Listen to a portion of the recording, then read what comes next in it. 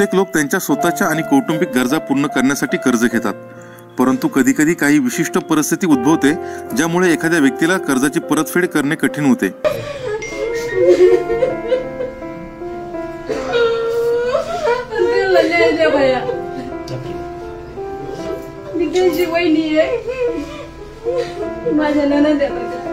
अशा परिस्थितीत बहुतांश लोक कर्जाची परतफेड न झाल्यास वसुली एजंट आपल्याशी गैरवर्तन करतील व समाजामध्ये आपली इज्जत जाईल अशी भीती असते।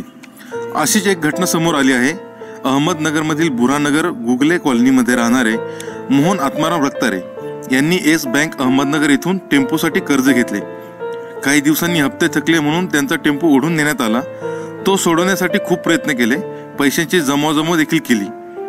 बँकेत गेले तेव्हा बँकवाल्यांनी सांगितले की तुमची गाडी विकली आहे। त्यामुळे मोहन रक्तारे हे मानसिक तणावात गेले आणि त्यांनी 10 तारखेला विषारी औषध प्राशन करून आत्महत्या केली। मर्दाना रक्तारे यांनी मनसेचे पुण्याचे नगरसेवक वसंत मोरे यांच्या नावाने चिठ्ठी लिहिली। त्यामध्ये तात्या मला न्याय मिळवून द्या व चिठ्ठीमध्ये 2 ते 3 व्यक्तींची नावे लिहिली आहेत। त्यांच्या विरुद्ध पोलीस तक्रार घेत नाहीत म्हणून नगरसेवक वसंत मोरे कुटुंबाला भेटण्यासाठी त्यांच्या घरी गेले व आरोपींना अटक करण्याच्या मागणीसाठी पोलीस ठाणे गाठले। त्यानंतर येस बँकेच्या अधिकाऱ्यांशी मनसे स्टाईलने भेट घेतली। सतीश कदमसह संदीप खरात, गल्ली मीडिया, पुणे।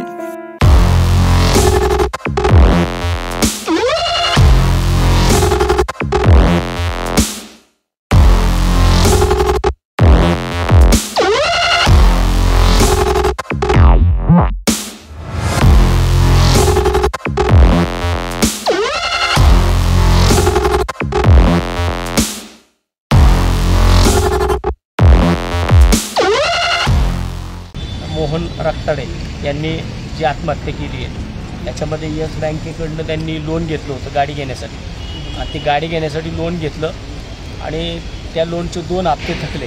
2 हप्ते थकल्यानंतरनं त्यांनी कोणत्याही परिस्थितीमध्ये ते हप्ते भरण्याचे पैसे जमा करेपर्यंत बँकेच्या लोकांनी सांगितलं की तुमची गाडी विकली। जी की गाडी विकलेली नाही आहे, गाडी आजसुद्धा नगरमध्ये कुठं चास कांबरगाव या ठिकाणी ती गाडी एका गोडाऊनला लावलेली आहे आणि असं सांगण्यात आलं आता आम्हाला की त्या गाडीची ऑनलाईन लिलाव झाला, जो की करता येत नाही आहे। त्यांनी गाडी याला टाकली पण ते पण करता येणार नाही। आज जरी आम्ही इथं पाहिलं तर बँकेवाले कशा प्रकारे काम करतात त्याचं एक ज्वलंत उदाहरण आहे। येस बँकेमध्ये आज 15 तारीख आहे आणि जसं का काल 2 दिवसापासून मी या सगळ्या गोष्टींमध्ये लक्ष देतो आहे। परवा दिवशी ज्यावेळेस मला बुधवारी पहिल्यांदा पोलीस स्टेशनमधनं फोन आला की तुमच्या नावाने अशा प्रकारची चिठ्ठी लिहून दिली आहे की त्याच्यामध्ये वसंत मोरे मला मेल्यानंतर न्याय द्या म्हणून मी आज इकडं आलो। त्याच्यानंतर माझं पोलीस स्टेशनसोबत बोलणं झालं होतं, त्याच्या घरच्यांसोबत बोलणं झालं होतं आणि त्या ठरल्याप्रमाणे मी आज शुक्रवारी इकडं आलो। बुधवारनंतरनं ही सगळी चक्र फिरायला लागली। घरची लोकंसुद्धा सांगू शकतील, त्यांचा भाचा इकडं आहे, हे पुढे वैभव हा सांगू शकेल की ज्या दिवशी तू गेलास त्या दिवशी तुमच्याकडून चिठ्ठी तरी घेतली होती का? नाही घेतली।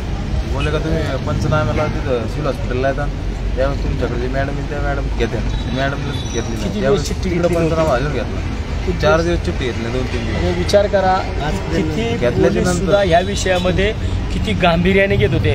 म्हणजे ह्या सरकारच्या कालावधीमध्ये लोकांचं गरिबांचं जीवन जगणं कसं अवघड झालं आहे। यांना लोकांच्या मरणाशी देणे घेणं काहीच नाही आहे, एक काही बघत नाही आहे ते की जो माणूस 4 दिवसापूर्वी, आता विचार करा हाच जर कुठला एखादा मोठा माणूस असता, एखादा आमदार असता, एखाद्या आमदाराच्या घरातला काय विषय असता, एखाद्या मोठ्या खासदाराच्या घरातला काय विषय असता तर ह्याला किती युद्ध पातळीवरती काम झालं असतं। 4 दिवस होऊन सुद्धा मैताच्या गाडीमध्ये जी चिठ्ठी होती त्या चिठ्ठीला साधं पोलिसांनी विचारलं सुद्धा नाही।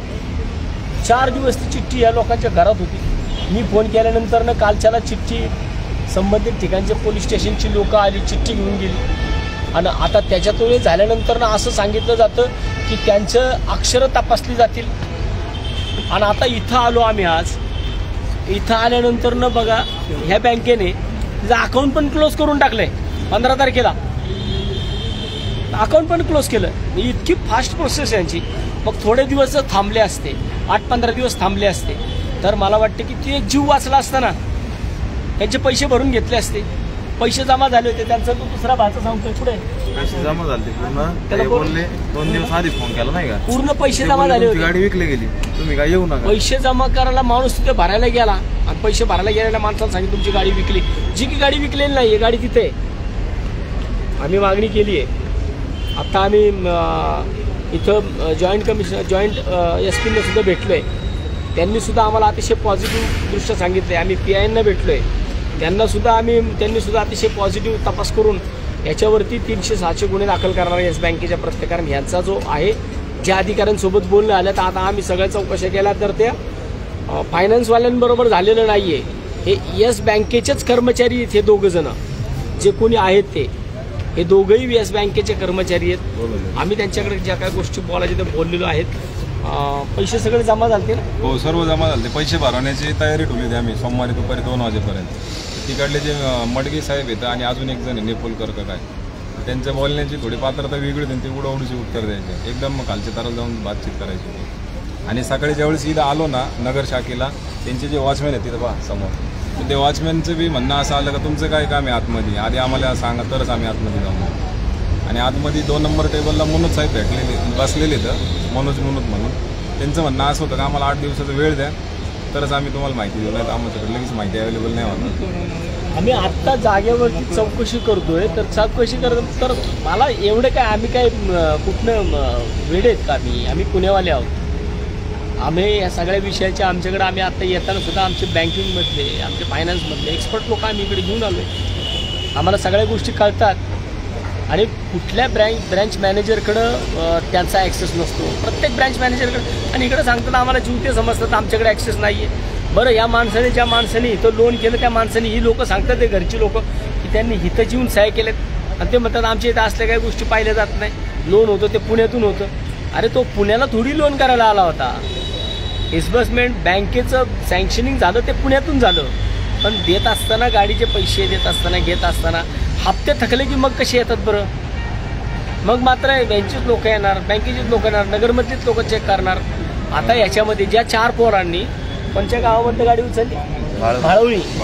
नगर जिल्ह्यामधल्या भाळवणी गावामध्ये ही गाडी उचलली गेली. तर ज्यांनी ही गाडी काढली त्या पोरं 2 होती आणि 2 पोरांनी ही गाडी ताब्यात घेतली. त्यावेळेस ते त्यांचं ऐकत नव्हते म्हणून त्यांनी अजून 2 जण बोलावले. अशा 4 जणांनी ती गाडी ताब्यात घेतली. रेपो चार्ज घेतला त्यांना. 5,000 रुपये रेपो चार्ज घेऊन गचुंड्याला धरून गाडीतनं उतरवलं. अरे काय राहिलंय की नाही महाराष्ट्रामध्ये? म्हणजे काय कायदा कानून आहे का नाही? काय कुणी पण उठतंय, काय पण उठतंय, काय पण करतंय. गुन्हेगारांकडं या फायनान्स कंपन्या आहेत. अशा पद्धतीने जो कोण काम करणार असेल तर मी आज येस बँकेला वॉर्निंग देतो. येणाऱ्या 2 दिवसामध्ये जर येस बँकेने या सगळ्या विषयामध्ये जो काही आहे त्या विषयाचा सोक्ष लावावा. ह्या लोकांचा इन्शुरन्स काढलेला असेल तर मोहन रक्ताटे यांची गाडी 0 करावी आणि ती गाडी 0 करून ती त्यांच्या ताब्यात द्यावी. नाही तर येस बँकेच्या जेवढ्या शाखा आहेत मग त्या पुणे असतील, मुंबई असेल, कुठे असेल, या प्रत्येक शाखेच्या बोर्डाला काळं फासण्याचं काम आम्ही करणार.